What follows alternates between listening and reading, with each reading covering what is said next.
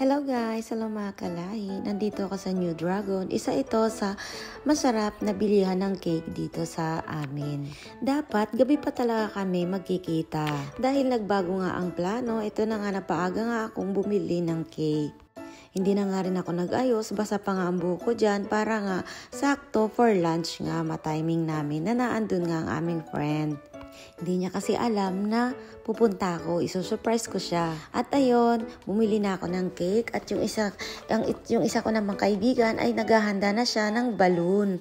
So medyo malayo din, 30 minutes din kasi ang biyahe from bahay hanggang sa kanila. At nagkita na nga lang kami nito isang kaibigan ko na ayan na nga ang ginawa niya, super effort. Ang cute din ang alaga nilang aso. At ito na nga, gugulantangin ko lang ang aking friend.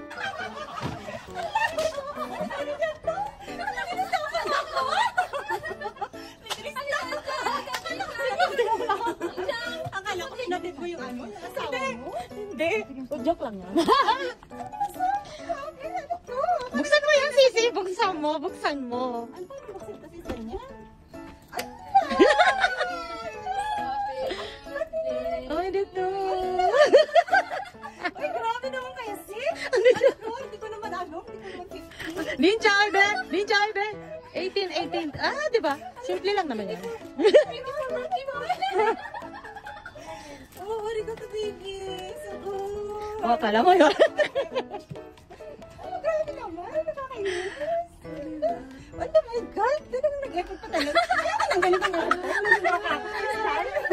So, ayun na nga, na-surprise siya at ito na ang konti naming handa. Kami lang naman ang nagsalo-salo dito sa kanyang bahay. And ayun, kwentuhan ng konti at nag-blow na rin siya ng cake dahil minsan lang kasi talaga kami nito magkita-kita. Dahil nga syempre sa kanya-kanya naming trabaho or life dito sa Japan. Pero ang pinakaplano talaga namin is magdi-dinner lang talaga kami. Doon ko lang talaga siya isusurprise. At ito na nga hanggang gabi kami.